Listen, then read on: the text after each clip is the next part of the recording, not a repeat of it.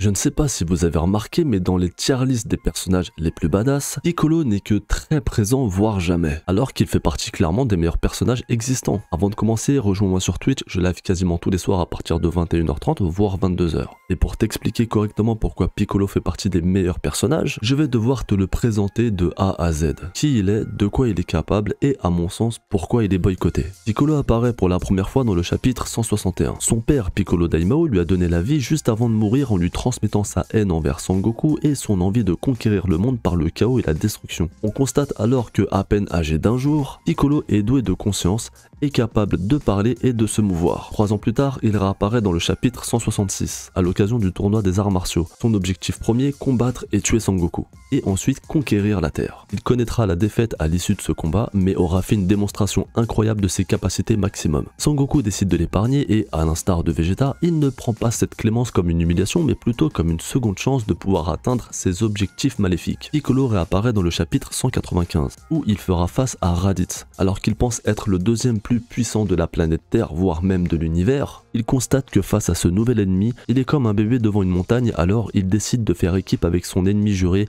Sangoku, afin d'éliminer Raditz. Après la mort de ce dernier, il prendra sous son aile Sangohan, le fils de Sangoku, pour le former au combat et l'aider à vaincre Vegeta et Nappa. Cet entraînement va durer 1 an, année durant laquelle Piccolo va commencer à changer mentalement et émotionnellement. Dans le chapitre 223, alors que Sangohan est à la merci de Nappa, Piccolo fait bouclier avec son corps pour protéger le petit et y perd la vie. Dans l'arc Namek, Piccolo sera ressuscité, il aura passé quelques temps dans le royaume des morts sur la planète de Kaio à suivre un entraînement intensif et dès son arrivée sur sa planète natale, il fusionnera avec un Namek de type combattant, Nail. Sa force sera alors décuplée et lui permettra d'affronter Freezer sous sa deuxième forme. De retour sur Terre 3 ans après la mort de Freezer, Piccolo et la Z-Team se feront battre sans difficulté par C17 et C18. Alors, pour avoir un gain de puissance phénoménal et rapide, il prend la décision de fusionner avec le Tout-Puissant car, à l'origine, ils ne formaient qu'une seule et même personne. Et après s'être séparés, leur puissance a donc été divisée. Après cette union, Piccolo devient un Super Namek, avec une puissance bien supérieure à celle de Freezer forme parfaite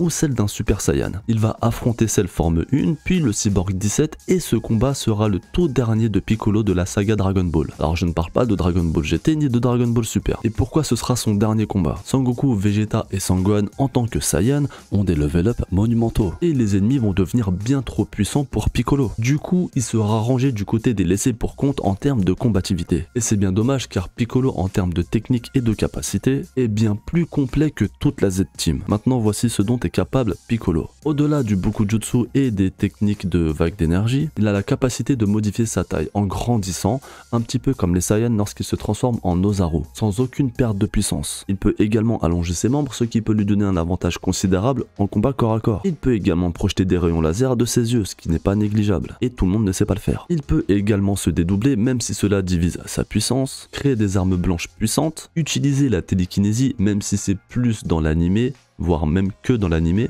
et la plus utile de toutes, il est capable de se régénérer à volonté tant que son cerveau n'est pas endommagé. Ce qui amène entre parenthèses une petite incohérence car Piccolo Daimao se fait transpercer le torse, explose, pour quelle raison je ne sais pas, normalement il aurait pu se régénérer, mais bon.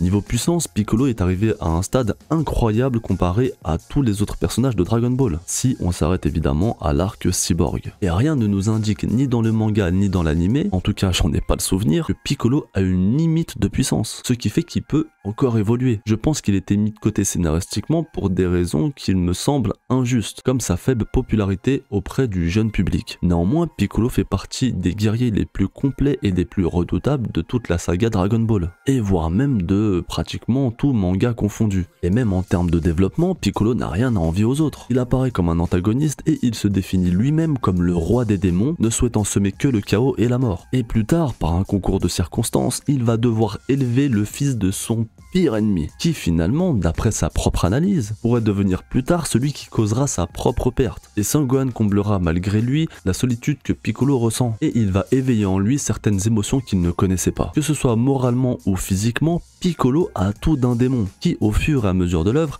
développera son côté humain pour devenir un des protecteurs de la Terre qui, au départ, voulait à tout prix conquérir en faisant régner le mal. À la fin de Dragon Ball, Piccolo incarne la sagesse, la force tranquille. C'est un guerrier surpuissant puissant, stratège et intelligent. C'est une créature sur qui les gens peuvent compter, prêt à se sacrifier pour sauver les autres, mais qui peut également parfois perdre son sang-froid. Il a tout pour être dans un top 10 des personnages les plus badass ou un autre top à la con. Alors pourquoi est-il si peu mis en avant par les fans? Eh bien je pense, et accroche-toi, que Piccolo est victime de racisme. Mais attends, je m'explique. De façon générale, lorsqu'on regarde un film ou une série, qu'on regarde un animé, qu'on lise un roman ou un manga, automatiquement nous allons nous identifier à un ou plusieurs personnages, soit par leur comportement, soit par leur physique, ou même parfois par les deux. Nous pouvons également préférer tel ou tel personnage par rapport à son développement, même s'il est loin, voire très loin de nos valeurs morales. Par exemple, on peut très bien comprendre sans forcément cautionner la façon de penser et les agissements de certains antagonistes, et même de se retrouver quelque part à travers eux. Le meilleur exemple pour moi à te donner, c'est le Joker dans le film Joker incarné par